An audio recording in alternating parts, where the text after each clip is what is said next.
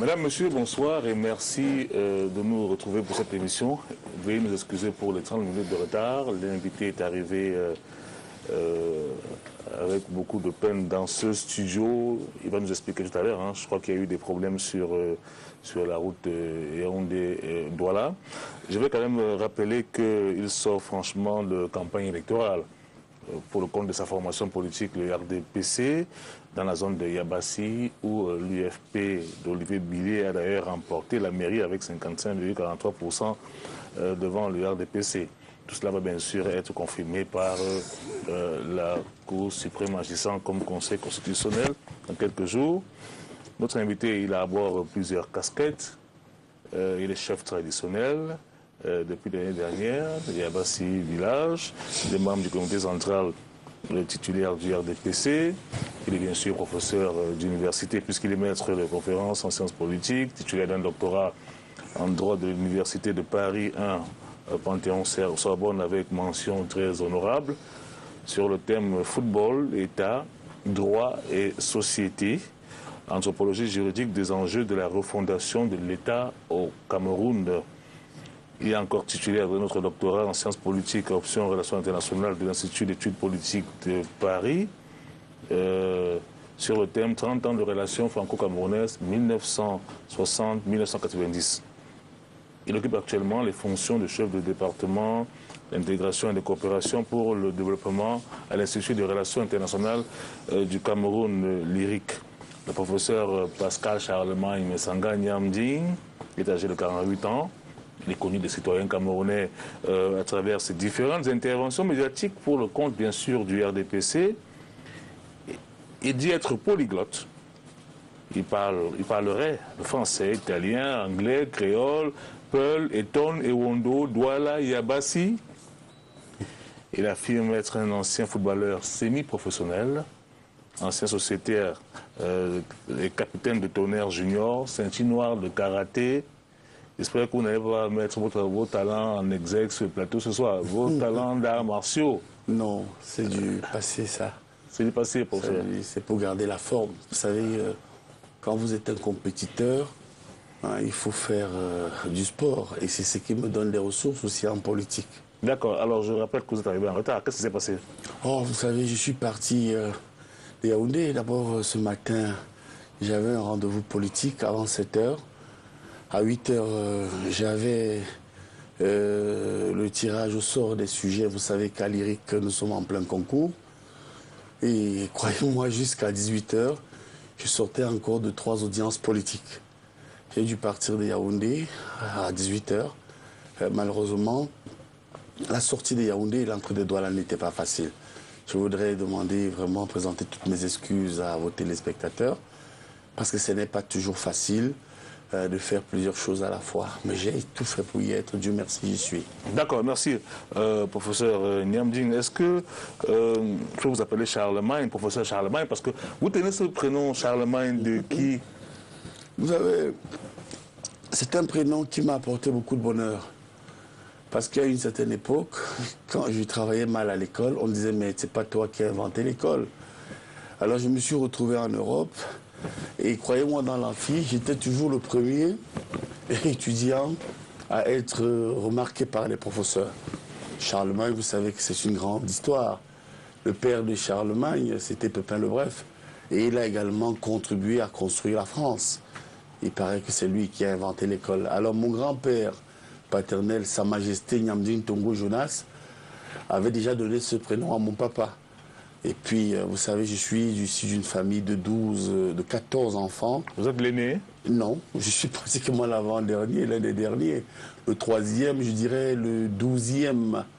Le 12e.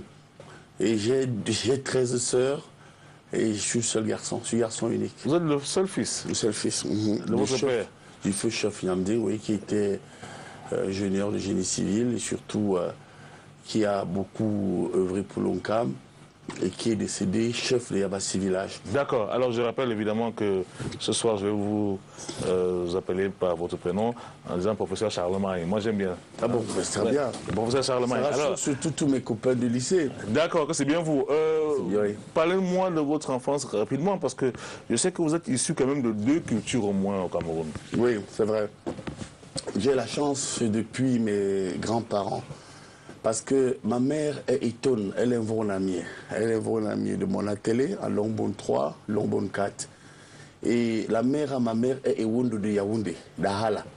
Vous savez que c'est mon arrière-grand-père maternel qui a pratiquement donné le nom de la ville de Yaoundé. Je suis l'arrière-petit-fils d'Obamongola. Et vous comprenez donc que j'ai cette chance du côté de ma mère qui avait déjà une double culture. Et du côté de mon père, il faut vous dire que le père à mon père est Abassi, la mère à mon père est de Dibeng, mais ma grand-mère, la grand-mère paternelle à mon père est Douala. Douala de Daïdo Bonambela. Donc on va dire multiculture. Multiculture, donc ça c'est depuis mes grands-parents. D'accord. Alors j'ai des cousins Douala, Yabassi et Wondo Eton. Vous comprenez pourquoi. Le Cameroun en miniature. Voilà. Vous avez effectué vos études où, monsieur Messanga? Oui, vous savez, j'ai eu une enfance, il faut vous dire, je ne vous le cache pas, très heureuse au départ. Je voudrais vous dire sincèrement que je tiens à le reconnaître et à présenter toute cette gratitude à mes parents. Parce qu'il faut vous dire que j'ai une maman, inspecteur du Trésor à la retraite. Et elle s'est beaucoup battue politiquement. Et c'est vrai qu'à un moment donné de notre histoire, ça a été un peu difficile parce que, effectivement, mes parents ont connu un divorce qui a effectivement perturbé un peu la vie de tout enfant. Du moins parce que ma mère n'avait jamais été répudiée par mon père, mais elle disait qu'elle n'aime pas la polygamie. Or aujourd'hui, j'aime la polygamie moi-même. Vous êtes polygame? Ben non, je ne le suis pas. Vous allez le devenir, vous êtes chef? Mais je ne suis pas contre. Je ne suis pas contre. Ça, je peux vous dire que j'ai commencé ma vie. J'ai eu une compagne guadeloupéenne. J'ai des enfants. Elle est partie? Non, c'est que malheureusement, il faut que je vous l'avoue, les conditions de vie nous ont amenés à vivre comme la plupart des couples modernes. C'est-à-dire que j'ai été d'abord maître de conférence dans une université française en 1997. On m'a affecté à l'université des Antilles-Guyane jusqu'en 2002. Et comme cette femme est, il faut le dire, juge pour enfants, c'est-à-dire qu'elle ne pouvait pas travailler au Cameroun. Et avec la conformité, je suis rentré au Cameroun avec les enfants. C'était très difficile. Ils étaient avocats, ils étaient à la retraite. Et puis avec l'évolution des choses, le temps, ils sont tous repartis aujourd'hui. Vous êtes séparé de votre femme alors? Mais non, je vis ici et quand le temps quand je termine mes cours et mes enseignements, je retrouve ma petite famille. Mais je vous ai toujours dit qu'ici aussi je me construis. Et je peux vous dire que je ne suis pas contre la polygamie. Ça veut dire que vous avez une autre épouse ici? Oh. Bon, on va pas entrer dans les détails. C'est la vie privée. Une chose est sûre, vaut mieux aimer les femmes que d'aimer autre chose. Heureusement que j'aime les femmes encore. Bon, oui. Tout est dit. Donc, études au Cameroun. Et bien sûr, j'ai vu que dans votre parcours, vous avez fait l'essentiel de vos études supérieures en France. Mais pourquoi est-ce que certains de vos détracteurs ont parlé de votre baccalauréat à Bangui alors que vous aurez eu le baccalauréat au lycée Henri IV de Paris? Vous savez, la vie est faite comme ça. Parce qu'à un moment donné de ma vie, mon père a été travailler là-bas. Et j'allais régulièrement rendre visite à mon papa qui avait effectivement des grands chantiers. Ensuite, je me suis retrouvé en France en 1983. Et c'est l'année où j'ai eu mon bac au lycée Henri IV. Et vous savez, le Cameroun, c'est un pays difficile, monsieur Thierry Ngongan. Vous savez, lorsque je suis arrivé ici à l'université, beaucoup n'ont pas admis que j'avais 2 doctorats. Je leur ai dit que ce n'est pas un problème. Mais vous savez, les diplômes, heureusement, quand on vous parle d'un diplôme, je suis de ceux qui pensent que on ne se déclare pas ou on ne s'autoproclame pas diplômé ou bachelier. C'est-à-dire que quand vous avez par exemple votre doctorat, dans tous les pays sérieux, les gens commencent par vous dire que je suis docteur de telle université. Or ici, les gens vous disent qu'ils sont docteurs, ils sont ci, ils sont ça, et ne vous donnent pas les références. Modestement, je vais vous dire la vérité, je suis docteur de l'université de Paris 1, docteur en droit, une thèse que j'ai obtenue, et puis c'est facile à vérifier. Vous savez, aujourd'hui, il y a Internet. Docteur en droit de l'Université de Paris, un Panthéon-Sorbonne, et docteur en Sciences Po, de Sciences Po INALCO de Paris. Alors, vous voyez, et c'est doctorat nouveau régime. J'ai eu la mention thèse honoraire avec félicitations, et je peux vous garantir que le système politique camerounais et administratif est tellement fort qu'aujourd'hui, si vous vous présentez dans nos universités, vous prétendez avoir un doctorat, je vous assure, tout de suite, on vous met de côté. Et puis, ce n'est pas une construction que j'ai faite pour me faire voir. Vous savez que j'ai visité 53 pays africains. Non, pardon, j'ai visité 34 pays africains sur 53 à l'époque. Aujourd'hui, il y a 54. Bon, là aussi, c'est pour des raisons à la fois professionnelles et parfois pour des raisons de famille que j'ai fait cela. Alors, et oui, c'est vrai que ça gêne parfois, mais je peux me... Vous pensez que certains de vos collègues sont jaloux de vous, professeur Charlemagne? Non, non, non. Mes collègues, non. Je vous dis que je ne pense pas que je sois victime. Est-ce qu'il y a d'autres personnes qui occupent l'espace public, selon vous, qui se prévalent des titres qu'ils ne possèdent pas? Malheureusement, oui. Qui estiment qui disent qu'ils sont docteurs, professeurs, et qui ne sont pas? Oui, beaucoup, malheureusement. Vous en connaissez beaucoup? Beaucoup, et c'est la faute aussi à vos journalistes. Vous savez que dans les grands pays, lorsque quelqu'un vous dit qu'il est docteur ou c'est provo d'un titre quelconque, c'est à vous de vérifier. Vous savez, moi, je peux dire que j'ai au moins ce modeste honneur, parce que mes étudiants, parfois, me disent « Mais professeur, pourquoi vous n'êtes pas passé par l'agrégation ?» Je leur dis « Vous savez, je suis le seul docteur au carré des universités camerounaises. » D'ailleurs, le ministre de l'Enseignement supérieur me faisait comprendre que j'étais d'ailleurs le seul enseignant, pratiquement, paraît-il, en Afrique centrale, titulaire de 2 doctorats. Alors on va dire donc que c'est vous. Un en droit et en sciences politiques. On sait très bien que le ministre est un peu votre parrain, n'est-ce pas? Non, je compense un peu hein, cette agrégation que je n'ai pas voulu faire. Je suis le seul docteur au carré. D'ailleurs, il serait parfois, quand je veux un peu chambrer mes amis agrégés, je leur dis que nous allons aussi créer l'association africaine des docteurs. Alors, pour être plus sûr, parce qu'il ne faut pas que je me trompe moi-même. Oui. Donc, vous appelez professeur Charlemagne ou docteur Charlemagne? Mais je suis professeur maintenant. D'accord. Vous savez, Thierry Ngougan, j'ai connu une vie très difficile, mais comme je vous ai dit, avec le sport, où j'ai aussi connu beaucoup d'adversité. Vous savez que j'ai perdu pratiquement ma vue. On va en parler dans une minute. Hein. Oui, on en donc parlera. ça veut dire que c'est une très grande fierté de savoir que j'ai énormément de publications. Et puis, bon, le port ne se dit pas gras. Ceux qui veulent savoir où évaluer mes compétences n'ont qu'à aller lire le contenu des cours de mes étudiants. Hein, et ils verront peut-être jour, oui. Professeur Charlemagne, oui, pour revenir un peu à votre parcours académique et autres, qu'est-ce qui vous a orienté vers cette voie-là, la formation, les sciences politiques, les relations internationales, le droit? C'est une vocation. Vous savez que j'avais toujours vu, je vous l'avoue, très très jeune, mon père qui était un ami du président Ahidjo. Et j'ai pu vous dire que très jeune déjà à la maison, le soir, on voyait le président Ahidjo venir. J'ai eu une chance extraordinaire, c'est que très jeune, j'étais déjà imprégné de culture politique.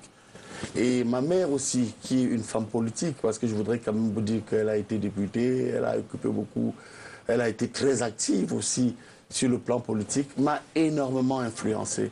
J'ai vu les combats déjà que ma maman menait, j'étais très jeune. Mais là, c'est la politique, professeur Charlemagne. Oui, je parle de politique. Oui, je parle de tout ce qui est académique. Non, c'est ce qui m'a amené à faire la politique. Oh, okay, mais à un moment donné, je me rendais compte que pour écrire certains discours, mes parents avaient parfois besoin de spécialistes. Je me disais, oh mais non maman, mais pourquoi qu'elle vient encore alors lui parler pendant des heures alors qu'elle va préparer un meeting.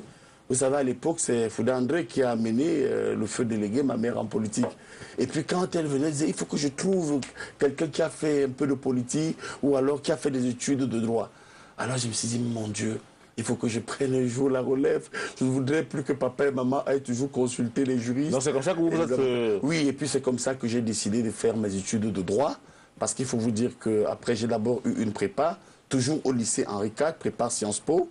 Et pendant que je faisais ma prépa Sciences Po, je me suis inscrit à la faculté de droit de Paris, à l'université de Paris, un Panthéon-Sorbonne, jusqu'en licence. Quand je suis entré à l'Institut des relations internationales de Paris, où je faisais diplomatie et sciences politiques, sur concours bien entendu, eh bien, j'ai arrêté mes études de droit en licence et puis j'ai continué à faire mes études. J'ai donc obtenu le diplôme d'études supérieures en diplomatie et sciences politiques.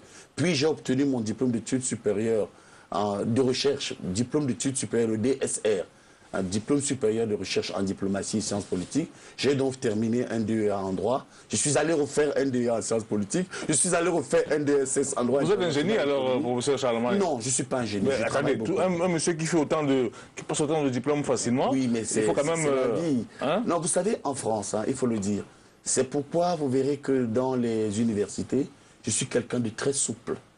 Je suis quelqu'un de très souple parce que notre système ne donne pas toujours l'opportunité, la chance aux jeunes de faire l'école. Vous savez, dans certaines universités chez nous, les jeunes font le DEA en 4-5 ans.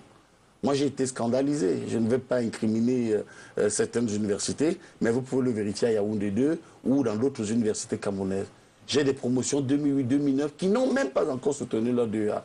Or, vous savez que nous qui avons eu la chance de partir, il faut le reconnaître, là-bas, on vous dit que le DEA, le troisième cycle, c'est 1 an. Et quand vous êtes donc inscrit en thèse, vous faites ce qu'on appelle des formations complémentaires qui vous permettent d'être performant. Alors, je ne l'ai pas fait avec snobisme. Hein. Je l'ai fait. Un système qui était favorable parce que vous puissiez le faire de manière... Oui. Voilà. J'ai 5 troisième cycles, 2 doctorats nouveau régime. C'est pas parce que je suis un génie, c'est parce que j'étais dans un cadre favorable. D'accord. Et puis j'avais des professeurs aussi là-bas qui n'étaient pas, qui ne pratiquaient pas le harcèlement ou alors qui ne conditionnaient pas les études à quoi que ce soit. D'accord. Alors quand vous rentrez au Cameroun, oui. Déjà avant de rentrer au Cameroun, oui. Est-ce que vous avez la nationalité française, professeur Charlemagne? Vous riez, ça veut dire que vous l'avez, n'est-ce pas? C'est normal, votre femme est française, oui. Votre épouse est française, les enfants sont français, vous avez la nationalité française. Si vous êtes gêné, il n'y a pas de problème, je retire la question. Non, ne retirez pas la question. Okay. Parce que je suis un patriote. Effectivement, je me suis marié le 27 août 1996. Bon, c'est vrai que vous pouvez obtenir la nationalité française soit par filiation. Déclaration. Oui. La déclaration, ça veut dire que toute personne mariée à une Française, au bout de 6 mois à l'époque, pouvait devenir français. Ou alors maintenant, c'est au bout de 2 ans. Mais aussi, toute personne ayant été en France pendant au moins 5 ans, avec, bien entendu, une formation comme la mienne, et ça, je peux vous dire... Professeur Charlemagne, est-ce que vous avez la nationalité française? Oui, non, je vous dis non. Non, je n'ai pas voulu pour l'instant. Je ne le cache à personne. Je n'ai jamais voulu prendre la nationalité française. Mais c'est vrai que mes enfants sont français. Et puis, je n'ai pas eu une compagne parce que je voulais les papiers. Au contraire, j'ai eu une compagne parce que c'était les rencontres de l'université. C'était l'amour. Oui. Et puis, j'ai découvert la Guadeloupe, la Caraïbe, où savent que Moka parlait créole. Moka parlait créole parce que moi savent que Tibet Ami là, il est pas mal. Qu'est-ce que vous venez de dire? Je viens de vous dire que je parle créole aussi parce que le créole, c'est le pays de mes enfants. Alors, je rappelle évidemment que vous avez décidé de rentrer au Cameroun avec vos enfants. C'est en quelle année? Bon, alors, j'ai un contrat. Je suis sous contrat avec l'Université des Antilles-Guyane. Je suis recruté, je suis affecté là-bas en 97. Et j'ai un contrat parce que je n'étais pas... vous savez, quand vous êtes maître de conférence dans une université française, vous avez la qualification et vous avez le poste. Et alors, jusque-là, mon contrat courait jusqu'en 2002. Mais entre-temps, à l'époque, l'ancien ministre de l'Enseignement supérieur, M. Atangana Mbebara, a mené une excursion pour demander aux Camerounais de rentrer. Alors, nous étions nombreux. Il y avait mon ami Pierre Ngahan, qui est aujourd'hui préfet quelque part en France. Il y avait mon ami Octave Ndjoukoun, il y avait mon ami Ngele, qui était d'abord à l'IRIC. En tout cas, nous étions 7. Des 7, je suis le seul qui suis resté. Parce que déjà, j'étais maître de conférence dans une université française. On m'a repris dans mon pays avec 2 doctorats nouveau régime comme assistant. On m'a dit que non, ça ne correspond à rien. Bon, alors moi, je me suis remis au travail. Et je savais aussi que mon père, entre-temps, était décédé, parce que en 2001, on me recrute, mais je ne viens réellement et définitivement au Cameroun qu'en 2005. Mais entre-temps, à partir de 2002, 2003, 2004, je dispense déjà des cours et je repars. C'est à partir de 2005 que je commence à m'installer.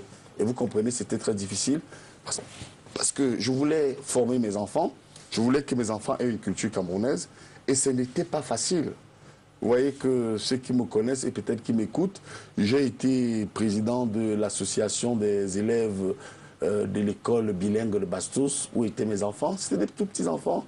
Bon, j'ai rassuré tout le monde. Votre épouse vous a laissé ici au Cameroun avec 3 enfants. Ah oui, mais elle ne pouvait pas laisser son travail. Mais c'était difficile. Vos enfants avec quel âge? C'était où là, quand je suis revenu, mon tout petit que vous avez vu peut-être sur les photos là, Ouais. hein, mon petit garçon. Il avait quel âge? Je sais qu'il y a un qui avait 5 ans, l'autre avait 7 ans. Votre épouse vous a laissé avec 2 enfants mineurs comme ça de 5... 3 enfants. 3, oui. Je vais même vous dire quelque chose.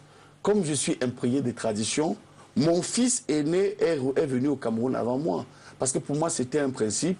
Tout enfant qui arrivait en 6e, je l'envoyais. C'est un peu atypique quand même, hein, que vous puissiez reprendre vos enfants. Traditionnel. Vos enfants, oui, mais vous prenez vos enfants de 5, 3, 7 ans et autres, vous les amenez. Je vais même vous dire que mon fils aîné est venu au Cameroun largement 3 ans avant moi.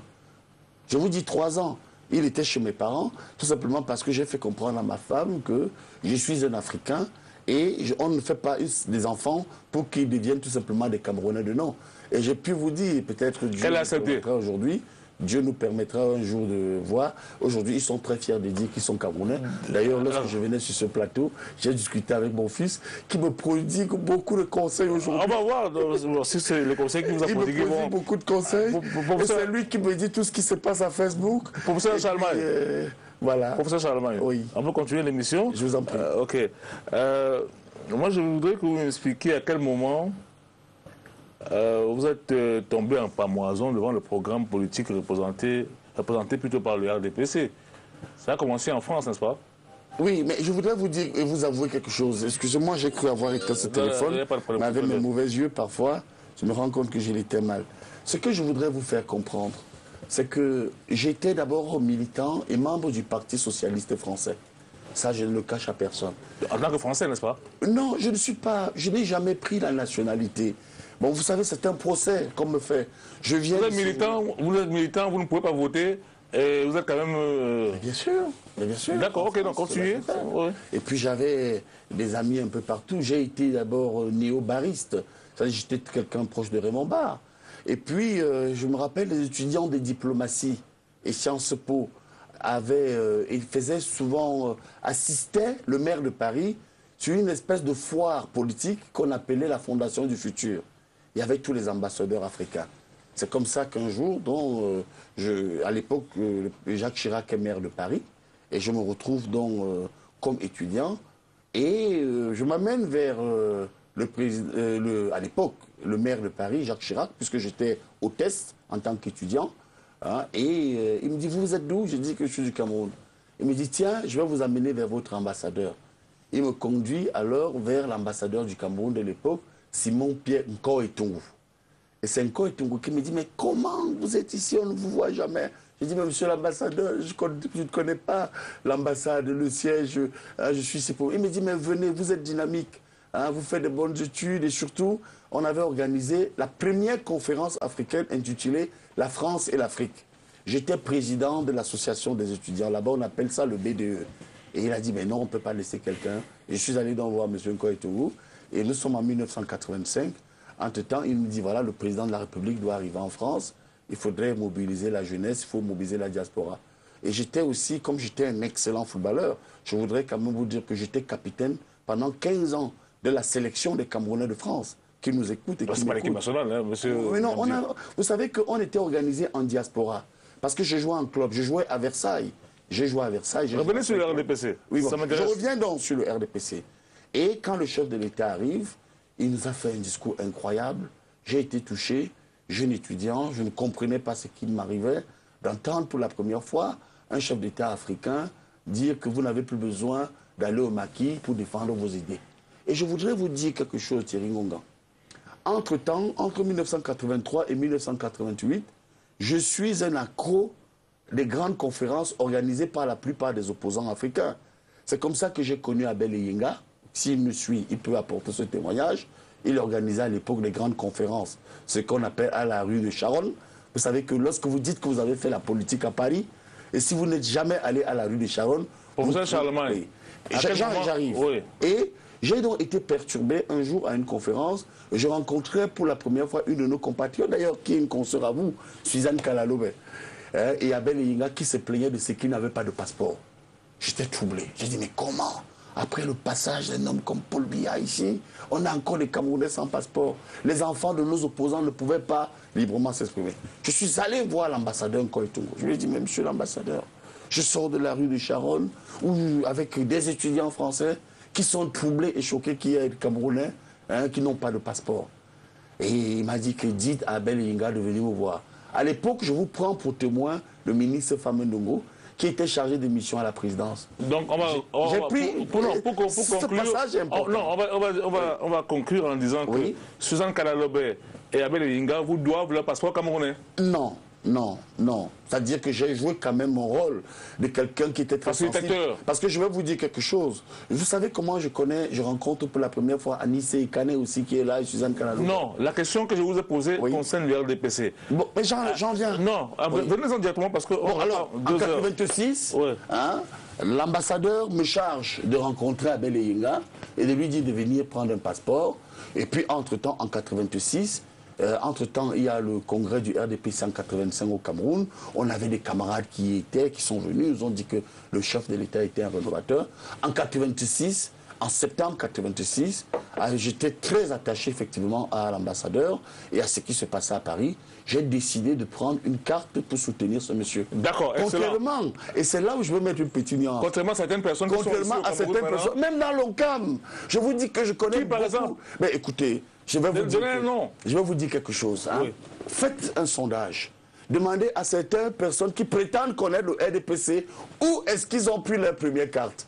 Moi, j'ai commencé mon militantisme comme secrétaire de cellule. Je vais vous donner un nom et vous allez me dire si... Oui. Mukoko Bonjo, il n'a jamais été militant à Paris. Ah bon? Jamais.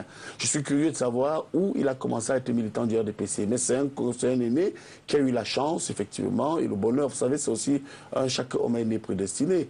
C'est-à-dire, à Paris, il n'était pas militant. J'ai le registre de tout ce qui était. On avait Maître Epassi, on avait Ngoulaboum, on avait Ekunga. Je peux vous dire que dans la diaspora, il n'avait rien à voir avec le président Paul. D'accord, ok. Bon, vous posez la question. N'oubliez pas que j'ai été le patron du parti. Oui, vous savez, c'est pour ça que vous posez la question. Je voudrais quand même vous amener à comprendre. Non, il n'y a pas de problème, je ne sais pas où lui, il a milité au départ.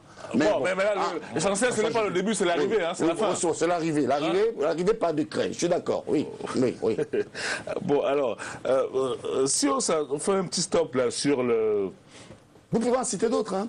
Non, restons à ce niveau-là pour l'instant. On va continuer, ne vous inquiétez pas. Je voulais... Alors, faisons un petit stop au niveau de... Parce que je voudrais vous dire que symboliquement, j'ai une carte kaki. Vous savez, c'est la carte d'adhésion. On m'a dit vous êtes du RDPC originel, c'est ça? Du RDPC. J'avais 18, 19 ans. D'accord, non, on vous a compris. Quand j'ai commencé à soutenir... Professeur Charlemagne, on vous a compris. Bien sûr. Moi je veux qu'on fasse un stop plutôt sur votre état physique, parce que tout à l'heure vous avez commencé à en parler, pour moi c'est important. Vous avez des problèmes de vue. De sérieux problèmes, oui. Depuis combien de temps? Ben, je vais vous faire une confidence. Depuis 2008, ça a commencé. Je suis allé voir, bon, il faut le dire parce que des médecins nous écoutent, j'ai eu ce qu'on appelle une cataracte et un glaucome. Le glaucome, c'est la tension des yeux. Malheureusement, ça a été provoqué par un médecin camerounais qui m'a demandé pardon et qui ne voudrait pas que j'en parle longtemps.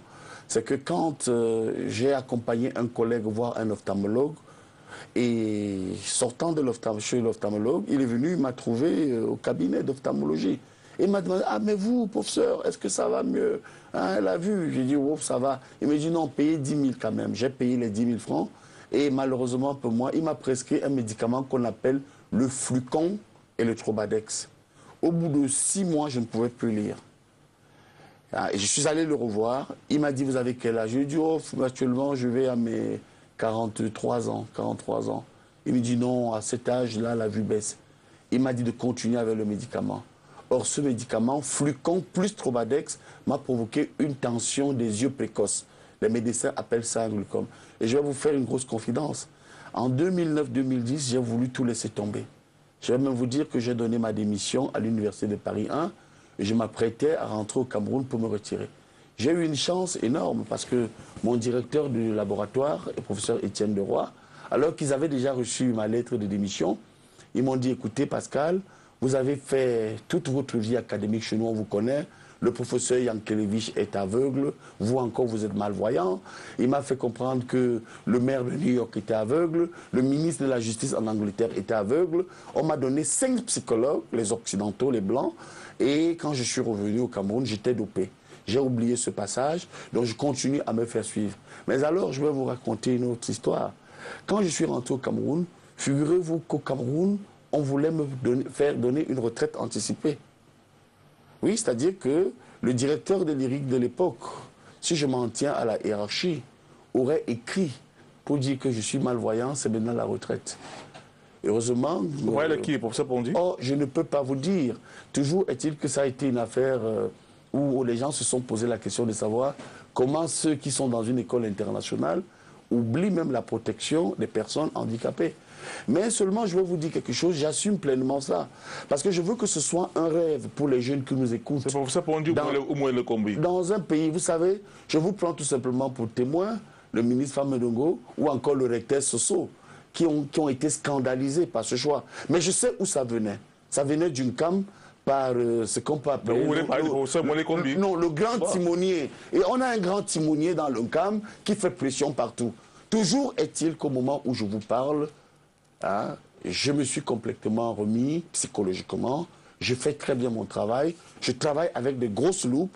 Et Dieu seul sait. Vous avez perdu votre vie à combien de pourcentage? À 80%. 80%. À 80%. Alors, mais comment est-ce que vous faites pour travailler? C'est pas quand même évident, du jour au lendemain. Ce n'est pas évident. Vous devez enseigner, vous devez corriger les copies. Comment ça se passe? D'abord, j'ai une chance, c'est que je suis bien formé.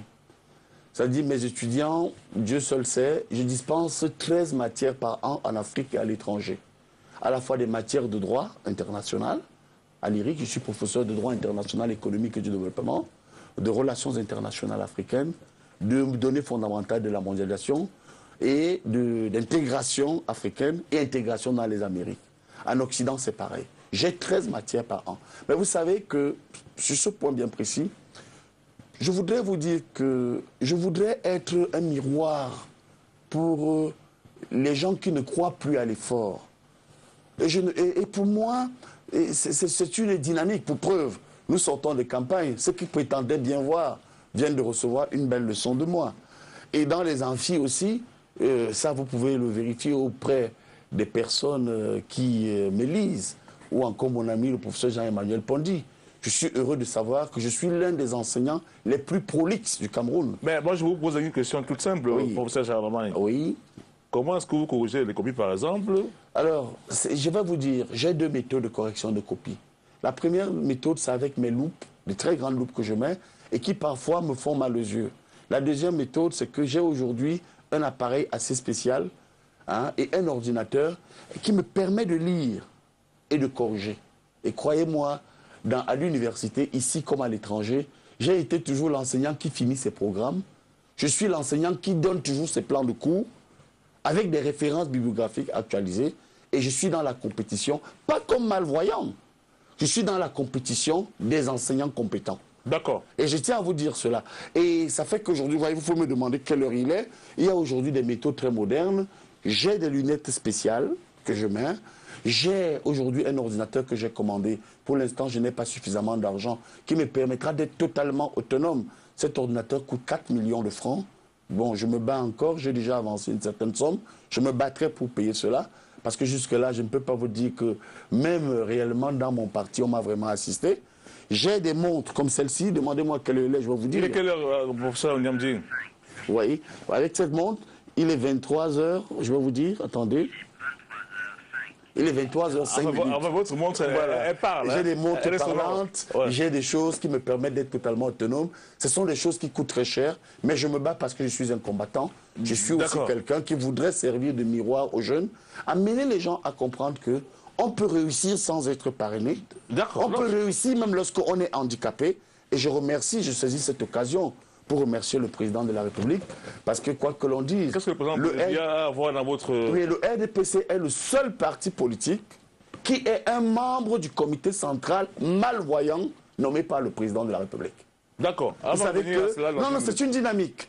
C'est la preuve que le RDPC n'est pas seulement un parti des flagronneurs, hein, et que le RDPC est aussi un parti qui fait du social. Je vous dis que prenez toutes les directions de partis politiques. Est-ce que votre parti politique se porte bien? Oh, non, je parle le membre titulaire du comité central, oui, désigné par le président Biya. C'est l'État. Et je vais vous dire quelque chose. Ouais. Lors de la dernière occasion où le président, j'ai eu à rencontrer le chef de l'État, il m'a dit quelque chose que je vais vous dire. Vous savez, des gens entourent le président de la République, mais n'arrivent pas toujours à vous dire comment cet homme est sensible. Il m'a dit, je suis au courant de votre accident oculaire, surtout ne vous découragez pas. Le chef de l'État me l'a dit 3 fois. Alors vous voyez, quand vous êtes un biaïste, ça vous dope. Ça vous dope. Ça vous dope. Oui, alors, ça vous donne envie de manger du lion. Oui, je vous ai posé la question de savoir, manger du lion, oui. Le lion Biya, parce que c'est le mais lion. non, ça veut dire que c'est une expression française qui vous...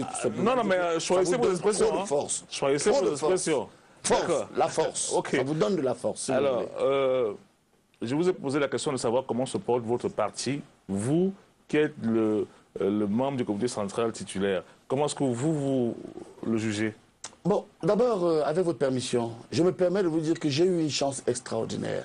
Lorsque j'étais le patron du parti à Paris, j'ai eu la chance de rencontrer tous les secrétaires généraux du comité central. J'ai travaillé avec le professeur Joe Moller en tant que partenaire politique. J'ai ensuite travaillé avec le ministre Charles Mbundumba, qui, lors de son arrivée, parce que vous savez, être à Paris, c'était la porte d'entrée de toutes les autorités camerounaises. J'ai donc eu l'occasion, je me rappelle à l'époque, c'est le ministre Ndumba qui m'a présenté à Jean-Fabien Moncam. Et à l'époque, en 1992, il venait aussi avec un jeune militant qui l'accompagnait administrativement, c'était Christian Yenzok. Nous étions à l'époque à l'hôtel Méridien Montparnasse. Il leur a dit, je vous présente un jeune qui est courageux et qui défend les couleurs du parti ici. Donc vous comprenez que le RDPC a toujours eu des secrétaires généraux dynamiques. Ensuite, c'est qui n'est pas le cas actuellement? Bon, il y a eu le ministre Sadi. Ensuite, il y a eu le ministre, le premier ministre Nkwete, qui est un homme extraordinaire. Je vous assure, Thierry Ngungan, la main sur la poitrine, le ministre Nkwete a le tempérament du chef de l'État. C'est-à-dire qu'ils font confiance aux collaborateurs. Vous savez, j'ai eu l'honneur et la chance d'être reçu et d'échanger avec ce monsieur. Malheureusement, et je le lui ai dit, s'il nous écoute, que malheureusement, papa, vous oubliez que certains sont des bandits. Vous avez le cas des investitures. Vous savez que ce sont des gens qui font confiance à leurs collaborateurs. Ils font confiance à l'éthique. Ils font confiance à la moralité. Malheureusement, vous avez des gens qui confondent un peu leur état d'âme à la posture d'homme d'État. Donc quand vous voyez par exemple l'ONCAM qui a basculé à l'IFP, c'est de la faute d'une seule personne. Qui? Un dictateur.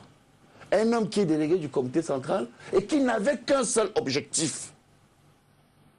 Monsieur Thierry Ngungan, me rayer de la carte politique d'une CAM comme les Arabes veulent rayer Israël de la carte du monde.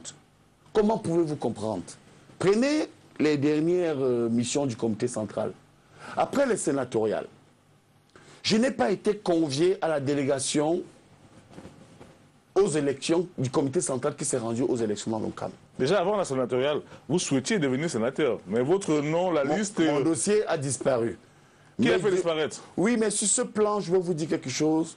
Je préfère encore mener un combat à côté d'un camarade comme Toba Youm, qui est un très grand militant.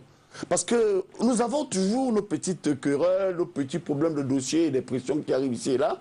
Mais je peux vous dire que c'est un militant de qualité. Parce que M. Toba Youm, quand nous étions jeunes, c'est des gens qui se battaient avec Mme Foning et bien d'autres pour relever le RDPC. Ce ne sont pas les militants du décret. Et des gens qui ne connaissent même pas le parti, qui ont fait toute leur carrière dans l'administration et qui viennent donner des leçons aux militants. Qui a fait disparaître votre dossier? Ça, je n'ai vraiment jamais su. Hein. Et pour moi, c'est du passé parce que je respecte un peu la discipline du parti. Mais pour revenir sur ce que je vous disais, oui. Je ne suis pas à la délégation d'une CAM, membre titulaire du comité central, nommé par le chef de l'État. Vous voyez, des gens qui vous disent qu'ils ont le nom du chef de l'État partout. Mais ils ne peuvent pas défendre les hommes que le chef de l'État leur propose. Alors, quand on arrive au double scrutin, à l'élection présidentielle, j'ai été un acteur majeur avec mes amis. Vous pouvez le vérifier. Yabassi a été le deuxième score national, beau score national du président de la République. Après le Dja et Lobo, son village natal. Et je voudrais vous dire quelque chose. Le camarade Moukoko Mbonjo n'y était pas. Hein. Je voudrais vous dire qu'il ne s'est jamais présenté dans l'ONCAM. Il ne s'était pas présenté depuis 7 ans officiellement. À l'élection présidentielle, il n'a même pas cotisé. Mais il était quand même, moi je l'ai vu, il avait un rôle, il jouait un rôle au niveau de la communication quel rôle du parti. Oui, mais c'est ça, mais les médias, c'est bien. Oui, mais en attendant, il fallait voter pour le président. C'est ce que vous faites aussi. Oui, mais c'est ce que je vous dis. Beaucoup sont des militants d'Etoudi, ou du Premier ministère, ou du gouvernement. Mais je voudrais vous dire que moi, j'étais sur le terrain. J'étais sur le terrain avec quelques hommes politiques. Le score est là. Il est sans appel. Paul Biya à Yabassi, 98%. Ben, le président Biya vous doit sa victoire. Ben non, mais je suis un biaïste. Son soldat. Ouais. C'est moi qui suis aujourd'hui, qui ai initié le mouvement national des biaïstes, qui naît dans les années 92. Parce que tous les rats quittent le navire. Tous les rats quittent le navire. Alors, ceux qui critiquaient le président Paul Biya à l'époque à Paris, ça c'est l'origine du biaïsme, c'était des gens qui étaient au RDPC, avec le pluralisme politique, ils ont tous quitté le parti. Alors nous avons donc inventé et implanté le biaïsme pour amener les gens à nous dire qu'ils soient d'abord à côté du président de la République, qu'ils sont d'abord à côté du président de la République avant d'être dans le parti. Parce que vous avez vu aujourd'hui, comment pouvez-vous comprendre que Paul Biya, 39%, disons 40% aux élections présidentielles en 92, puis Paul Biya, près de 80% aux élections présidentielles en 97. Vous croyez que ces gens qui sont revenus brutalement en 97, comme par hasard, ils croyaient en lui? Non. Certains ont compris qu'il fallait aller se battre dedans pour affaiblir le parti. Pour revenir un peu à ce scrutin-ci. Vous comprenez? Mais par contre, je n'ai pas fini mon histoire de Yabassi. Oui. J'attire votre attention que pour la première fois dans l'histoire politico-administrative d'une CAM, non seulement on garde le ministre qui est là, c'est ce que me faisait d'ailleurs remarquer un vieil ami à mon père, je peux dire l'Onkama le plus âgé, aujourd'hui le père d'Henriette Ekoué, hein, papa et Bongo. Ouais. Il m'a dit, mon fils, contentez-vous d'avoir fait ce que vous avez fait. Car pour la première fois, non seulement on a gardé celui qui est là, mais 2 autres sont arrivés. Le ministre Moukoko Mbonjo et le conseiller spécial Mouele Kombi.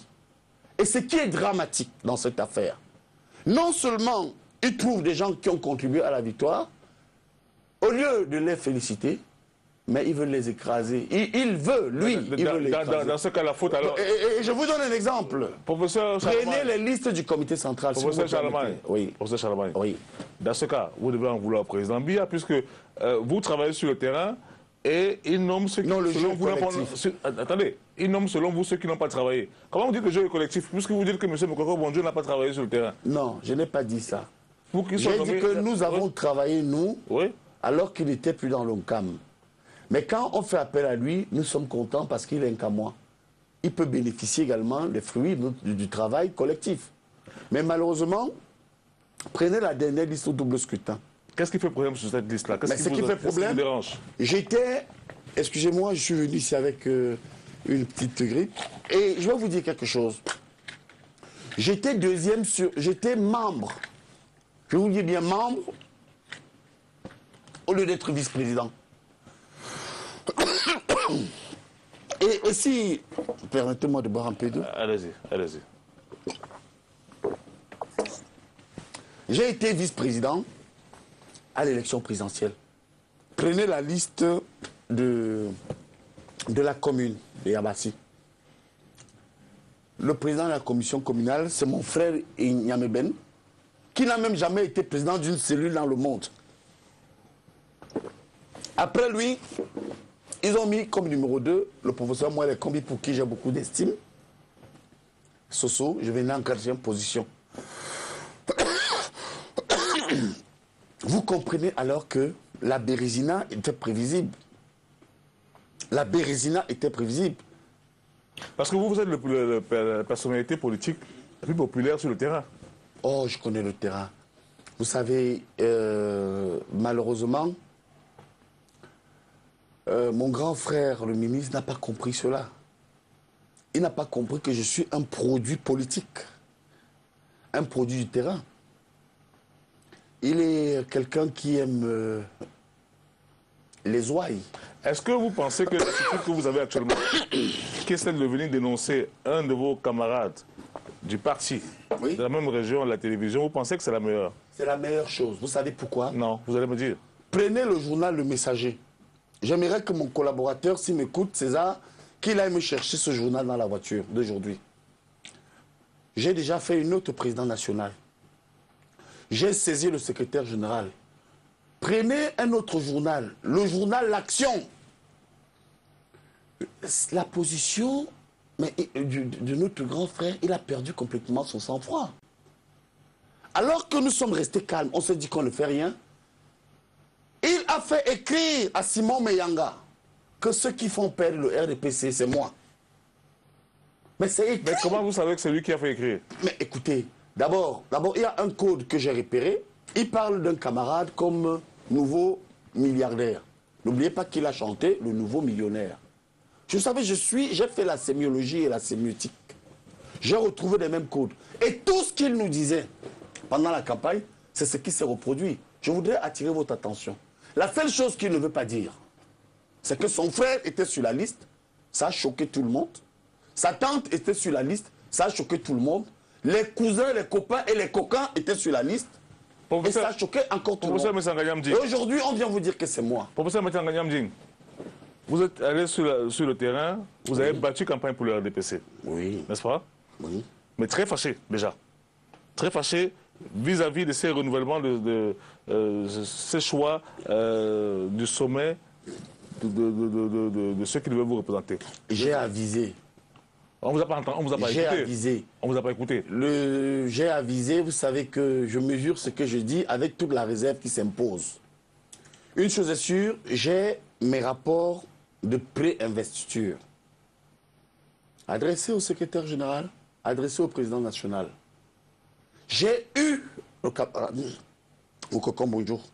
Je lui ai dit que cette liste-là, elle est dangereuse pour 3 raisons. 1, c'est une liste familiale qui va contre la vision du président de la République. Vous savez que nous avons soutenu au RDPC le SDF à l'ouest parce que le président estimait que tous les sénateurs étaient Bamoun, étaient Djinoun. Or, le RDPC a fait pire. Aujourd'hui, tous les élus sont pratiquement des cousins, des frères et les amis et les potes. D'une même famille. Dans le camp là-bas? Au-delà d'une cam. Ok, d'accord. Au-delà d'une cam. Deuxième raison importante. On avait un maire qui battait tous les records d'impopularité. Il agresse les délégués du comité central, le ministre Titi Pierre. Il agresse le préfet. Il agresse les autorités au point où, et ça va faire un scandale, le journal L'Action, qui est notre journal du parti, soutient pour la première fois dans l'histoire du Cameroun que les autorités administratives ont soutenu la défaite du RDPC. Qui écrit ça?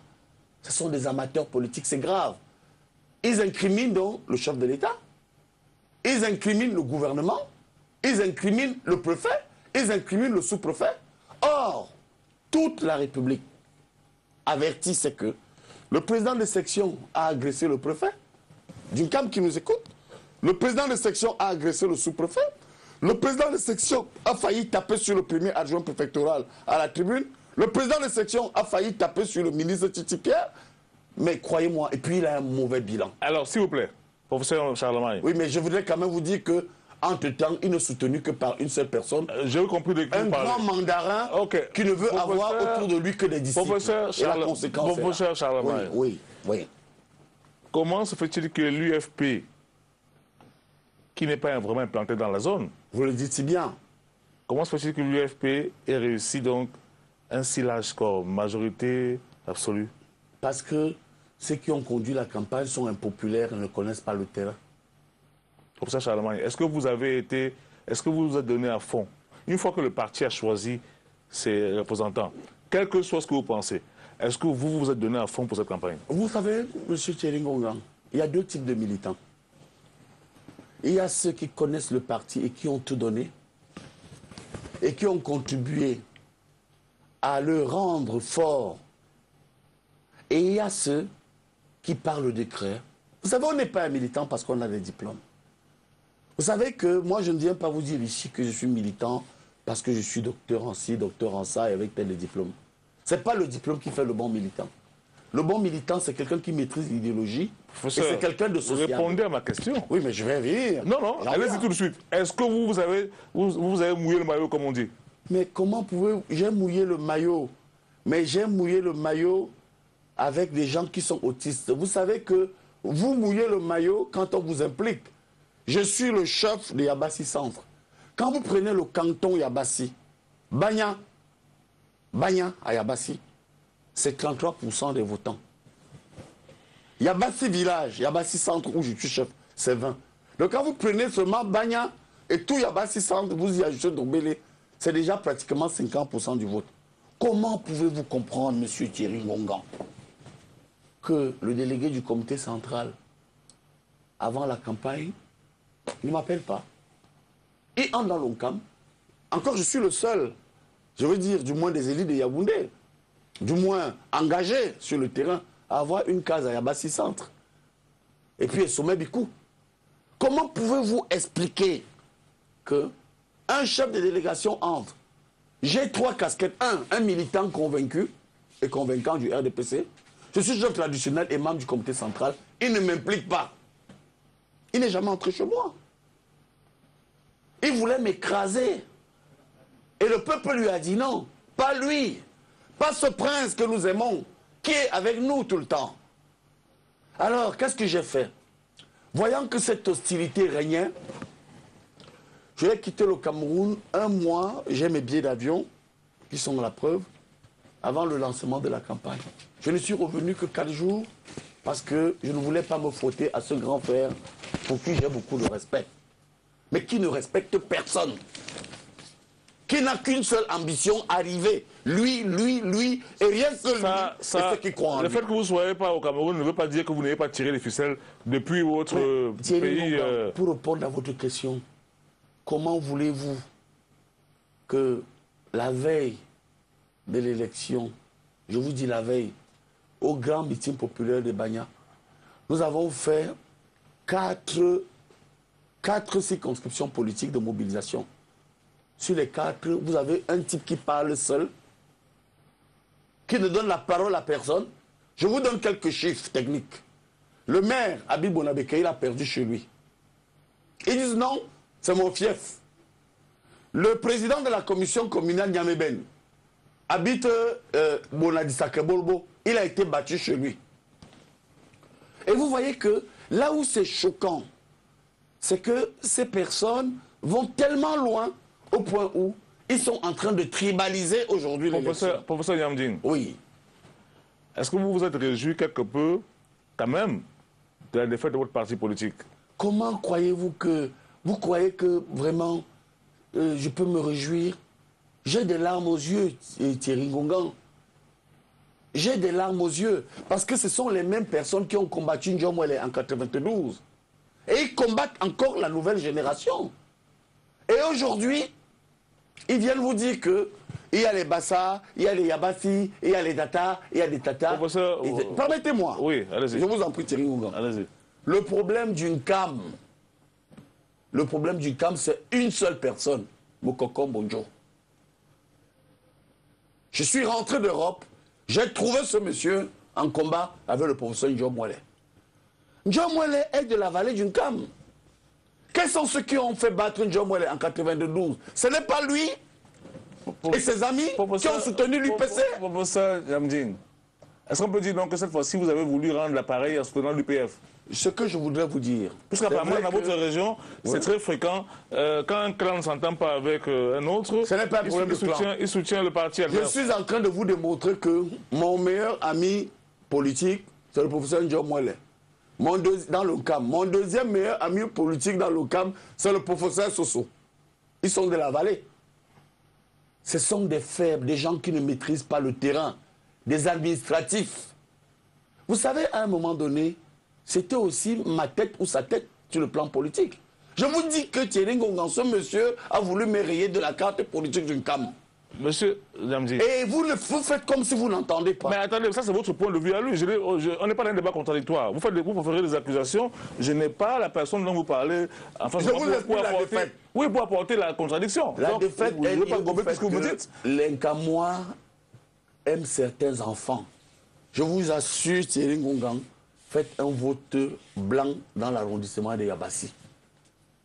Faites un vote blanc avec moi et quelques-uns là. Vous allez voir.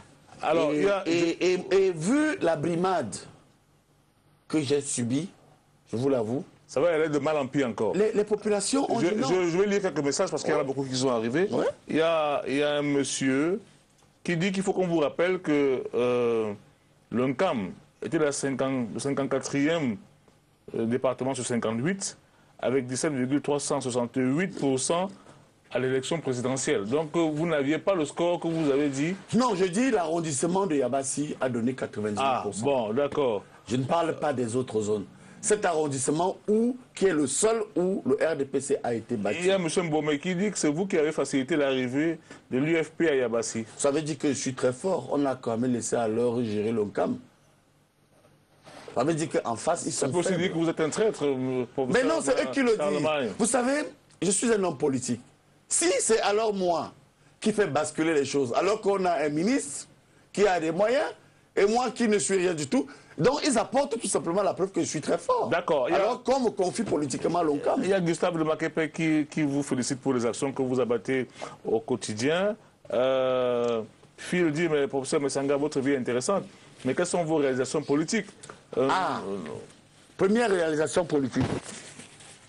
J'ai actuellement à Yabassi signé un accord avec le prince Albert de Monaco. Je vais ouvrir au Cameroun le premier jardin écologique du Cameroun avec l'apport de Monaco. Je reviens de France, on a signé certains accords. Et d'ailleurs, Manu Dibango qui m'a facilité beaucoup de choses.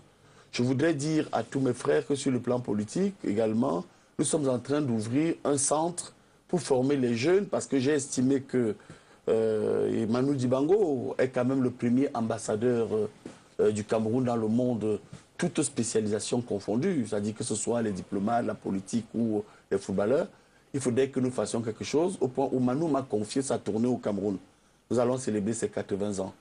Deuxième grande réalisation sur le plan scientifique. Spectacle, hein? Oui, sur le plan... un homme politique. Oui, mais sur le plan, mais c'est du social.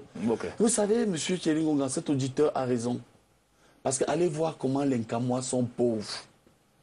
Vous savez, Thierry Ngongan, j'étais en campagne dans une zone qu'on appelle le Bi, en pays Bandem. J'ai remis 500 francs à une maman. Cette femme était en larmes. Elle est tombée, elle m'a dit qu'elle n'avait pas vu 500 francs depuis 1 an. Est-ce que vous savez qu'à Yabassi, regardez tout ce que nous alignons comme membres du gouvernement. Regardez tout ce que nous alignons comme élite, conseiller de ceci, conseiller de cela. Allez voir. Je vous dis, j'évalue. Le taux de chômage bat tous les records, 95%. Les jeunes n'ont pas à manger. Les gens ont faim. Les gens sont pauvres. Les filles mères sont à l'abandon. Les gens meurent pour une quinine. Vous croyez que moi, qui ai heureusement eu une vie où j'ai vu ailleurs comment les politiques gèrent leur fief, regardez comment, quand je vais voir mes amis à l'ouest et ailleurs, comment ils entretiennent leur population. Les Nkamois sont pauvres. Les Nkamois n'ont rien. Les gens ne reconnaissent les Nkamois que le 24 mars, lorsque nous célébrons le RDPC, et le 6 novembre, lorsque nous célébrons le chef de l'État. Donc, comme il y aurait certainement un remaniement ministériel ou bien un réaménagement ministériel, on vous nomme au gouvernement à la place de ces personnes-là que vous décriez. Vous allez relever l'UNCAM. Mais non, ce n'est pas ce que je dis. Vous dites quoi alors? Je suis en train de dire qu'il y a un problème. Il faut plus de solidarité. Je voudrais vous dire quelque chose. Vous savez que dans l'UNCAM, il y a eu ce qu'on appelle l'arbre de la paix. Souvenez-vous, il y a 4 ans, les Nkamois se sont assis, ils ont dit qu'ils font la paix. Tous ceux qui n'étaient pas là, notamment mon grand frère et collègue et ami et camarade politique Moukoko Mbodjo, il était absent. John Moine était là. Faites une fixation sur mais lui. c'est lui qui pose problème. mais je suis biaïste. Je vous dis, vous savez, vous, Thierry Ngongan, vous avez le défaut des Africains. Ils ne veulent pas dire que c'est rouge quand c'est rouge. Je vous dis que le problème d'une CAM, c'est ce monsieur qui a combattu John Mwele, qui a combattu Titi Pierre, qui a combattu, comment il s'appelle, Essomé Bikou. Parce que je peux donner Essomé Bikou, le secrétaire général. Mais dites-moi, son seul fidèle, c'est mon bien-aimé Nassim Mwele. C'était moi une seule élite d'une CAM qui est amie au Cameroun. Alors, si je... Et il a essayé avec moi, mais je voudrais lui dire quelque chose. Non, pas par le biais de la télévision. Non, je voudrais vous dire quelque chose. Vous dites à moi, oui. À vous, oui, vous comprenez. Oui. Nous sommes des camarades politiques, mais nous n'avons rien en commun. C'est pas lui qui m'a amené au RDPC. Vous savez, dans le CAM... Est-ce que vous donnez une bonne image de votre parti là? Est-ce qu'on ne voit pas que là... Mais c'est très grave, le RDPC a perdu, je suis en larmes. Chéri Ngongan, comment pouvez-vous expliquer que le RDPC perde à Yabassi? Comment pouvez-vous expliquer? Mais en 92, le RDPC a perdu à Yabassi. Mais le contexte n'était pas le même. Oui, mais ça face peut à arriver. Un parti qui n'est rien du tout. Mais ça peut arriver. Mais comment l'UFP... Un parti qui n'a même pas... Comment l'UFP s'est implanté et a réussi à battre le RDPC si l'UFP n'a pas été aidé par les élites? Oui, mais l'UFP, vous voulez que je vous fasse une confidence? Oui, faites-moi la confidence. C'est tous les militants mécontents des investitures qui ont voulu montrer à ces camarades irrespectueux qu'ils peuvent même prendre le parti des mouches ou des fourmis ou même des cafards. Et même lui, il aurait battu le RDPC. Est-ce que vous avez voté pour le RDPC pour vous? Oui. Écoutez, pour la forme. Vous savez, moi je vais vous dire quelque chose. Hein. Dans le CAM, faites un sondage. Certains sont mes aînés, mais aucun d'eux n'a une ancienneté au RDPC. Mais vérifiez. Moi, je ne suis pas entré au RDPC par adhésion comme membre. J'ai, de tout temps, j'ai été président de la cellule du 14e, j'avais 19 ans. Ensuite, président du comité de base du 14e, 15e, 16e arrondissement. Ensuite, président de la sous-section de Paris, conseiller à la section, et puis chargé de... Il y a Luc Perry, Wandi, qui demande si vous n'assumez pas aussi l'échec du RDPC dans le camp. J'assume. C'est pourquoi nous allons prendre désormais les choses en main. Et vous allez faire quoi? Ben, nous allons ramener les militants à la maison. Je peux vous garantir sur ce plateau que je mettrai tout ce que j'ai comme talent politique pour ramener cette commune dans cette législature au RDPC. Professeur Charlemagne, oui. Vous êtes autorité traditionnelle, vous êtes chef de Yabassi. Oui, mais vous ne m'avez pas demandé comment je vais faire. Ça intéresse peut-être les auditeurs. J'ai étudié la Constitution. J'ai également lu le Code électoral. J'ai découvert une petite astuce. Une petite astuce. Le mandat n'est pas impératif. Vous savez ce que ça veut dire en droit? Vous pouvez être élu par un parti, démissionner et revenir dans un autre parti. C'est le défi que je me donne dans l'ONCAM. Je vous donne 2 mois pour le faire. Ces gars reviendront à la maison. Donc en fait, voilà. Vous venez le dire à la télévision. Oui. Normalement, c'est une stratégie. Ça veut dire que vous avez voulu faire le chantage à l'État. Non, ça veut dire que... Non, laissez-moi, je peux développer. Oui, développer. Alors, non, vous êtes resté tranquillement dans votre coin avec certains de vos amis. Vous avez dit, OK, comme on a refusé de suivre nos choix pour les investitures... Donc, comme on a pris des frères, des sœurs, des cousins... Non, ne vous inquiétez pas. Laissez-moi, je développe, vous me dites ce que vous en pensez. Oui. Hein? Oui. Comme on a refusé de suivre nos choix pour les investitures, nous allons donc donner une leçon à ce parti d'ingrats. On va faire battre le parti d'ingrats. Non, j'ai fini. J'ai terminé. Un homme. Je termine. Vous allez me corriger.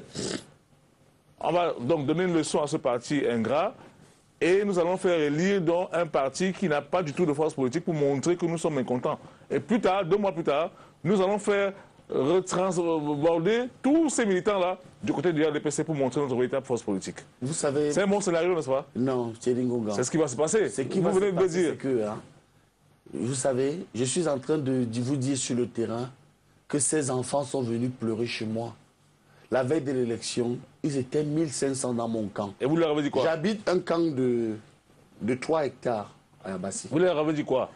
Je leur ai dit, votez en votre âme et conscience pour le RDPC. Mais ils m'ont dit non, il ne s'agit pas du RDPC, il s'agit d'un homme et son clan. On ne votera pas pour lui. Et j'ai pris ma plume et une feuille, j'ai informé immédiatement le secrétaire général du comité central. Et je peux vous dire, la veille de l'élection, 2 jours avant, j'ai appelé le conseiller spécial du président de la République. Je lui ai dit que c'est très mauvais sur le terrain. La veille de l'élection, le camarade Mokoko est arrivé. Il m'a demandé quelle est la situation. Je lui ai dit qu'elle est très mauvaise. parce que vous avez initié de mauvaises investitures. Voilà la vérité. Et aujourd'hui, je ne veux récupérer que ce que ces gars ont manifesté sur le terrain. C'était quoi? Est-ce que ce que j'ai dit... Permettez-moi. Est-ce que le scénario là, il n'est pas... Non, mais je ne vous ai pas donné un autre élément sémiologique. La sémiologie, c'est l'étude des signes. Ces gars battaient campagne avec la tenue du RDPC, Thierry Ngonga. Demandez à Touyabassi. Vous êtes journaliste. Il battait campagne avec la tenue du RDPC. Avec la tenue blanche du président. Donc sur le terrain, on voyait bien que c'était le RDPC contre le RDPC. Du moins le RDPC légal, parce qu'il y a une discipline du parti, les investis du secrétariat général du comité central via quelques personnes qui font constamment pression à ce secrétariat général. Mais il faut que ces gens sachent une chose, c'est que le président Paul Biya nous suit, nous regarde. Et il a dans ce parti des combattants. Je suis parmi ceux-là. Et ils ne nous feront pas toujours croire que tout ce qui vient du secrétariat général vient du président. Ce n'est pas vrai. Beaucoup sont devenus des menteurs, des mythomanes. Ils ont déstabilisé le RDPC dans l'OCAM. Quelle mission voudrez-vous aujourd'hui que je fasse? Qu'est-ce que je peux faire de mieux après cette défaite? Que de ramener tout le monde... Mais ramener tout le monde dans le parti. Ok. Et moi, j'ai la possibilité de le faire et je vais le faire. Alors, monsieur Ateba Yene, que vous... Maboula, d'ailleurs, qui était à la tête de liste, c'est un militant du parti. Hein. D'ailleurs, pendant la campagne, qui a été houleuse à l'ouverture de la campagne, moi j'étais en France, je voudrais vous rappeler que le ministre Mokoko Bonjo, encore lui, permettez-moi, a laissé le maire distribuer dans la salle vous aurez un procès, des tracts insultants. Vous aurez un procès sur le dos demain. Hein? Oh, vous savez, les tracts sont là. Hein. Le jeune enquêteur a écrit, on ouvre une campagne où il insulte, où le maire insulte vous allez assumer son collègue. Non, monsieur Thierry Ngonga, ne faisons pas de la flagornerie. Votre émission est tellement... Qui flagole? Non, parce que quand je voudrais vous expliquer quelque chose et vous empêcher aux auditeurs... Non. Est-ce que vous savez ce qui s'est passé à l'ouverture de campagne? Vous ferez des accusations. À l'ouverture de campagne, un tract a été distribué dans la salle où le président de section candidat à la mairie insultait le ministre Titi. Il insultait son numéro 2 de la liste devant le délégué du comité central. Bon. Alors, donc vous comprenez qu'ils ont faussé. L'idéal aurait été qu'on puisse avoir une émission contradictoire. Ah oui, j'aimerais les avoir en face. Dans ce cas-là, pour qu'on puisse vraiment les avoir en face. Vous êtes, en tout cas, ce que je voudrais vous démontrer. Vous êtes là un procureur. Ce que je voudrais vous démontrer, Thierry, c'est que ces gens sont indisciplinés. Professeur Charlemagne, oui. Entendons-nous très bien. Oui. Vous êtes sur le plateau, vous êtes seul. Vous comprenez? Vous êtes là à une posture. C'est votre invitation. Parce que vous savez, venant ici, ils vont encore dire que je me suis invité. Et vous savez que vous m'avez eu difficilement. Non, c'est moi qui vous ai invité. Très bien. Procureur, donc je suis un peu gêné parce que j'aurais aimé que l'émission soit contradictoire. Bon, comme ce n'est pas le cas, vous semblez avoir vos éléments. Non, j'explique la défaite. D'accord, vous expliquez la défaite. Oui, vous m'avez posé la question. Oui, il n'y a pas de problème. Alors, moi, je suis méthodique. Monsieur Ateba Yene vient de commettre un ouvrage. RDPC. L'indiscipline. La grande indiscipline et ses conséquences. Vous êtes solidaire avec cet ouvrage-là? Oui, je suis préfacier. Encore une fois de plus? Oui, toujours moi, parce que je vais vous dire, nous sommes là pour éclairer le président national parce qu'il a aujourd'hui un groupe de menteurs, d'opportunistes, à qui il a donné la chance de montrer ce qu'ils savent faire, mais il passe beaucoup plus de temps à utiliser les moyens de l'État et le décret du président de la République pour combattre les militants et détruire... Donc vous demandez donc que le président de la République fasse un remaniement ministériel? Non, nous attirons donc l'attention, non. La grande indiscipline, non, mais Thierry Ngouane, ne faites pas ça, je vous connais sérieux. Mais je suis sérieux. Alors, vous posez un diagnostic, la grande indiscipline, c'est que les orientations du président de la République ont été violées. Et vous savez que les amateurs politiques, ces petits bébés politiques, qui n'ont milité nulle part dans le monde, et qui se retrouvent subitement en train d'arborer l'étiquette RDPC, viennent vous dire, c'est le président qui a dit ceci. Mais ils ont une malchance terrible. C'est que, vous savez, je ne voudrais pas ici vous dire aussi que nous écrivons.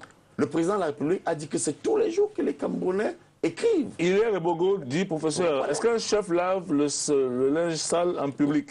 Vous savez ce que je dis parfois à mes étudiants? Non. On ne fait la diplomatie qu'avec les diplomates.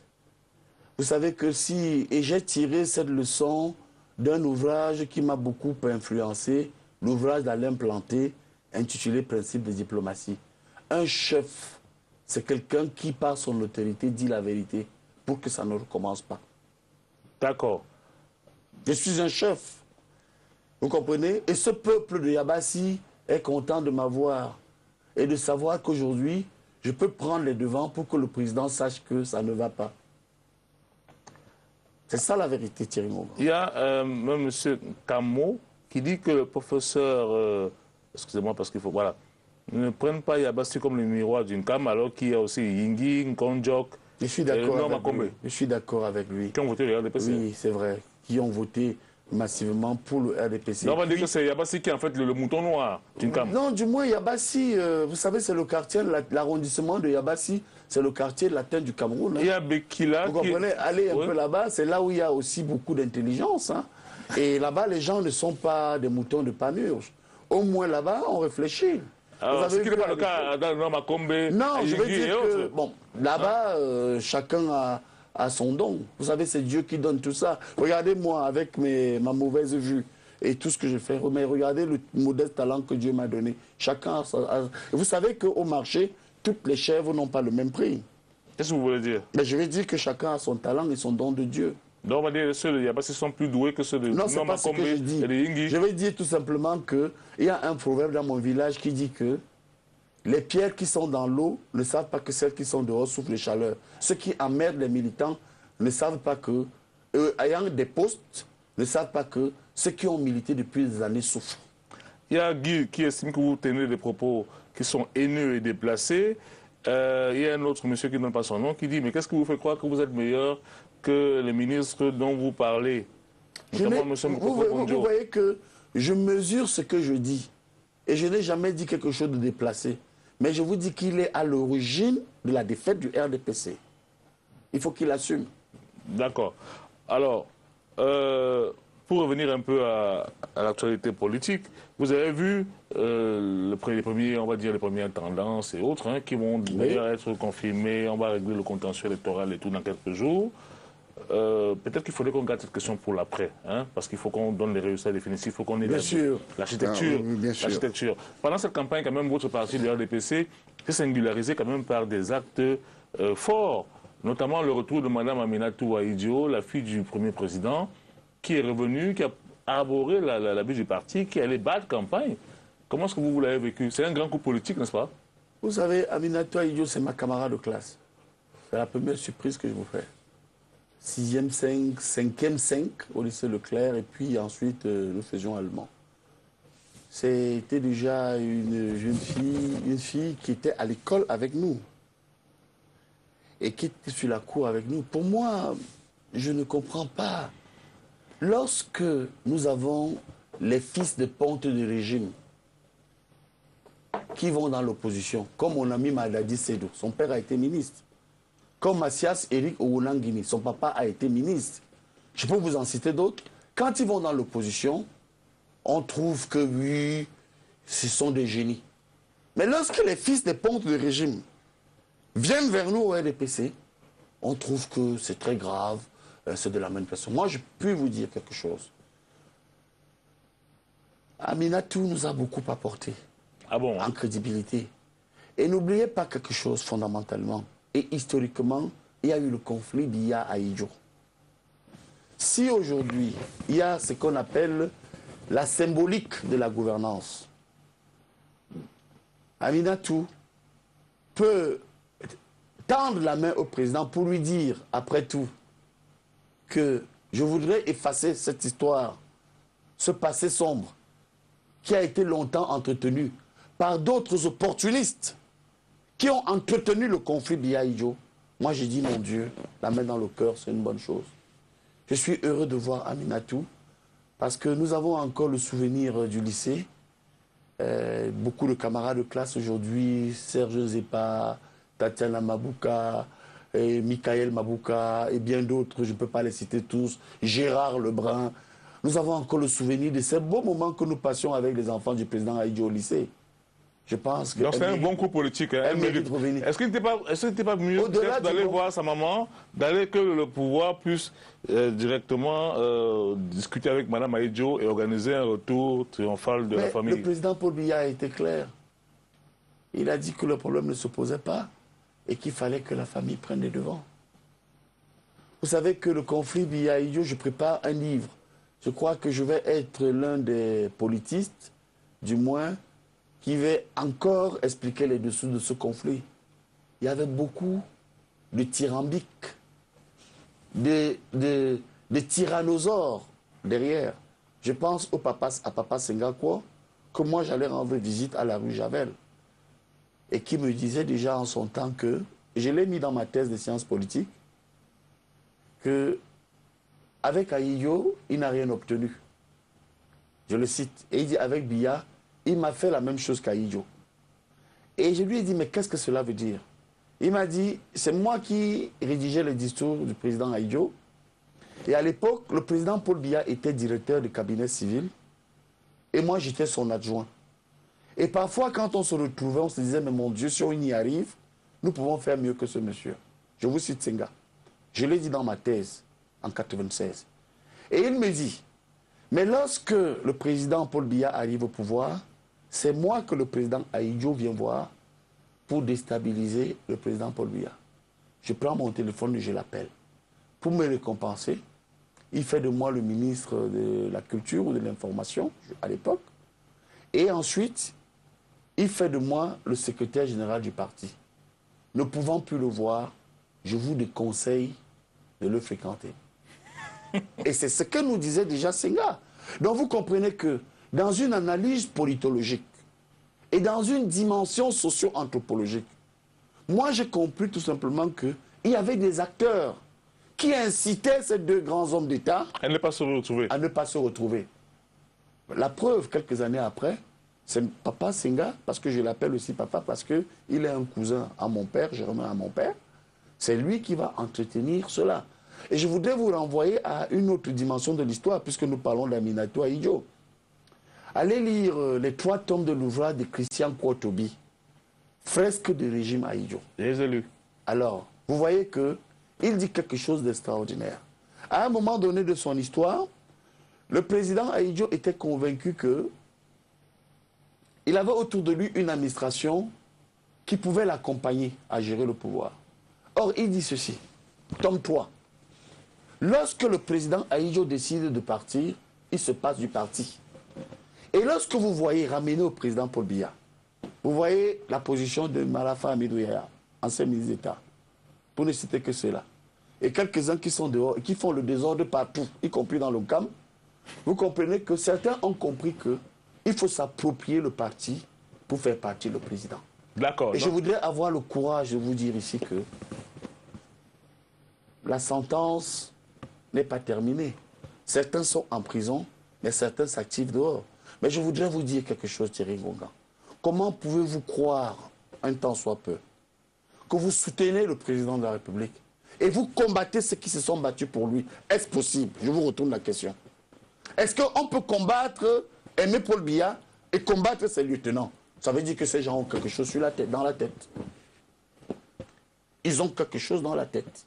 Et malheureusement... Est-ce qu'on peut aimer Paul Biya et combattre ceux qu'il a nommés? Non. On peut aimer Paul Biya et combattre ceux qui l'ont nommé, oui. S'ils veulent sa tête. Moi, j'ai combattu Marafa et bien d'autres. Le président les a nommés et ils ont trahi. Mais je vous demande donc, est-ce qu'on peut combattre Paul Biya et combattre ceux qui ont donné toute leur vie pour lui? Vous avez parlé de Charles Ateba Yéné. Qu'est-ce que ce garçon n'a pas donné au parti? Vous et Charles Ateba, vous êtes deux frustrés, n'est-ce pas? Mais écoutez, vous savez, en bon français, lorsque on traite quelqu'un de frustré, c'est qu'il est victime de quelque chose. Bien sûr, c'est ce que je dis. Vous comprenez, moi je suis un père d'enfant. Et un enfant frustré, c'est un enfant qui n'est pas épanoui.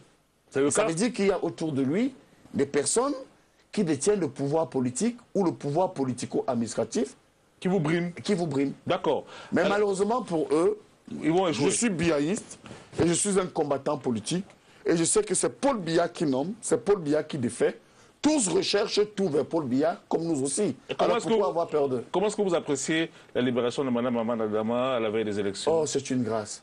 Vous savez, cette femme est plus que ma mère. Je voudrais solennellement vous dire d'ailleurs que quand je suis... elle est antilope, comme ma mère, parce que elle était au lycée des jeunes filles de Newbel, à l'époque, et on les appelait les antilopes. Elles se connaissent depuis leur très jeune âge. Et Madame Aman est pour moi plus qu'une mère. Et je remercie le chef de l'État qui a apporté la preuve que les lois au Cameroun ne sont pas obsolètes. Je voudrais même vous raconter une anecdote. Quand je rentre de France, ma maman, Madame Aman dit un jour à ma mère, « Mais oh, Augustine, comment tu peux avoir un aussi beau garçon, bel homme ?» Bon, c'est pour rire.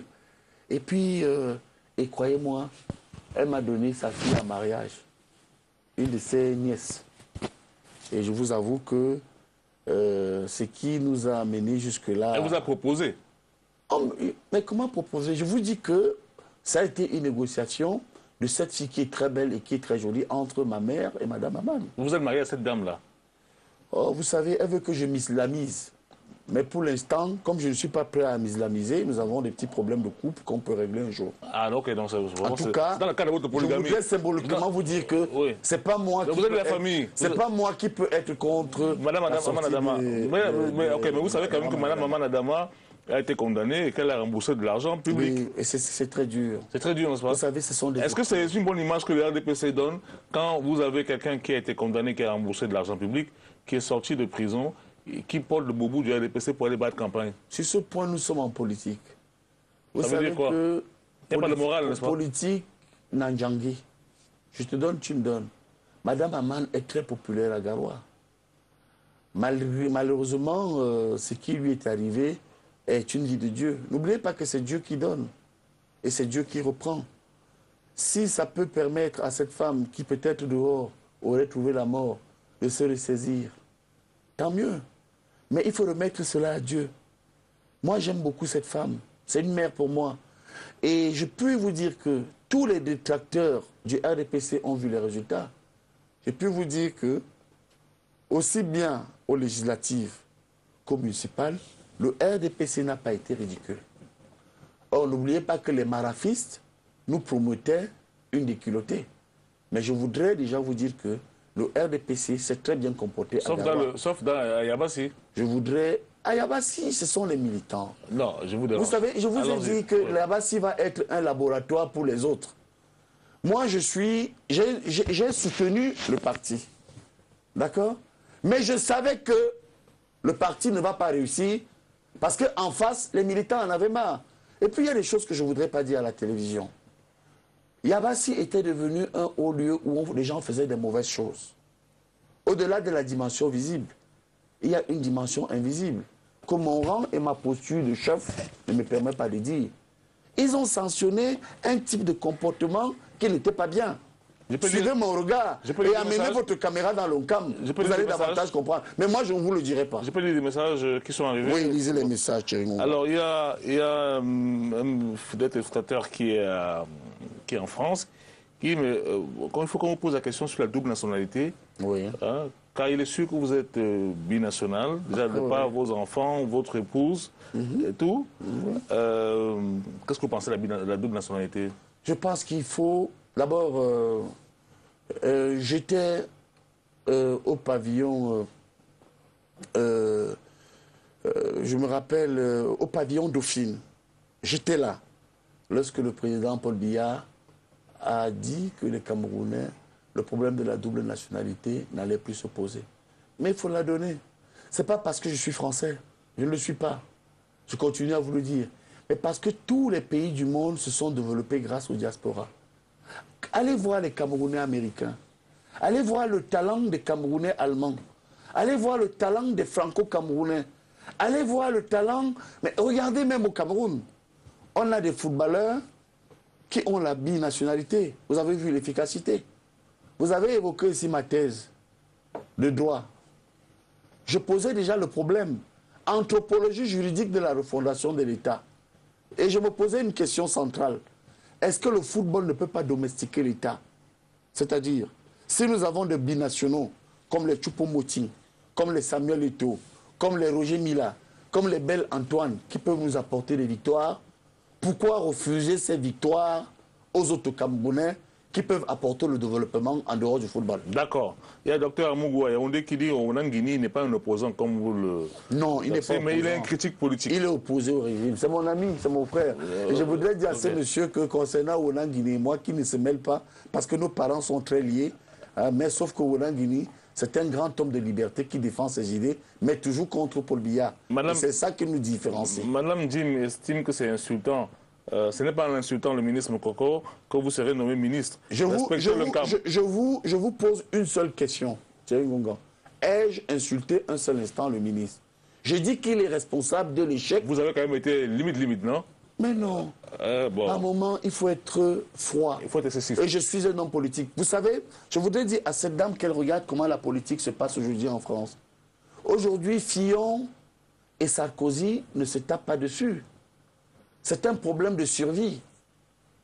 À un moment donné, si je ne prenais pas position, j'attire l'attention de cette dame qui est charmante et qui est bouleversée et qui est peut-être un parent. Vous la connaissez? Mais non, je connais peut-être que je la connais, sans savoir que c'est elle, que le ministre Moukoko Mbonjo a voulu me rayer de la carte politique. D'accord. Okay. Et je vous cite deux exemples. Je répète. Je suis passé de vice-président de la commission départementale à l'élection présidentielle, alors qu'il n'était pas là, à simple membre. Sur le plan éthique dans le parti, prenez toute la liste. J'ai ma camarade Fonine que je soutiens et que j'admire, que je suis. Un membre titulaire du comité central ne peut pas être membre d'une commission départementale. Un membre du comité central ne peut pas être quatrième sur une liste communale alors qu'il n'y a pas d'autre. Et je vous avais vu que j'ai compris le subterfuge. Mais comme ce sont, je répète, s'ils estiment que bébé politique c'est une injure, j'assume cela. Mais je voudrais que mon grand frère et camarade comprennent que moi je suis un homme politique de terrain.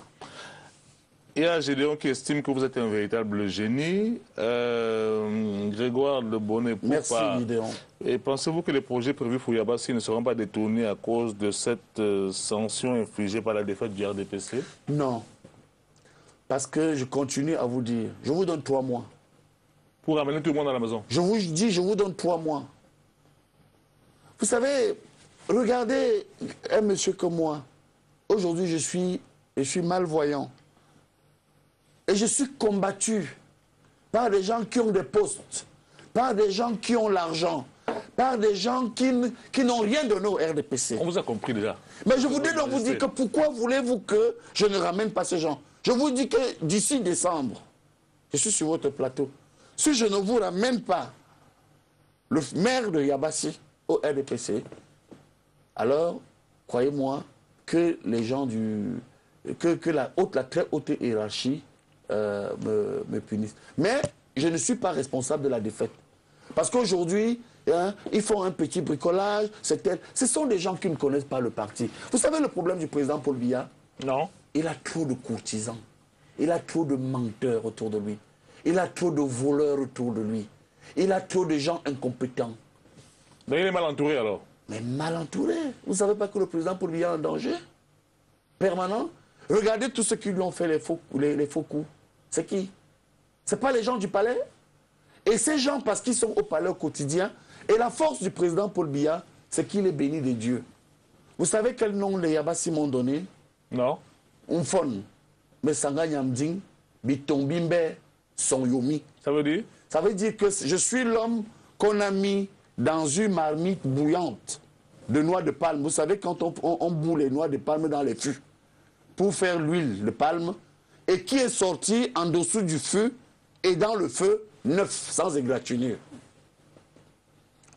Fon, Mesanga Nyamding, Bitombimbe, Sonyomi. Qu'est-ce que ça a à voir avec le président Biya? Ça veut dire tout simplement que ce président Paul Biya, avec qui tout le monde s'amuse, il a eu toutes les bénédictions des Camerounais. Et dans chaque petit coin où les gens tenteront de le déstabiliser, même Dieu réagira. C'est ce qui s'est passé dans l'Oncam. Merci, Monsieur Majesté, professeur Charlemagne Mesanga Nyamding, d'avoir accepté notre invitation. C'est moi qui vous remercie, Thierry. C'est moi qui vous ai invité, hein, je répète encore. Oui, mais vous savez, les mauvaises langues disent même que... C'est pas grave. Que certains achètent des plateaux de télévision. Vous m'avez rien donné. Et d'ailleurs, je vais vous faire une confidence. Depuis ma sortie d'une CAM, j'ai refusé tous les plateaux. J'ai accepté le vôtre d'abord parce que votre émission est une émission de grande écoute.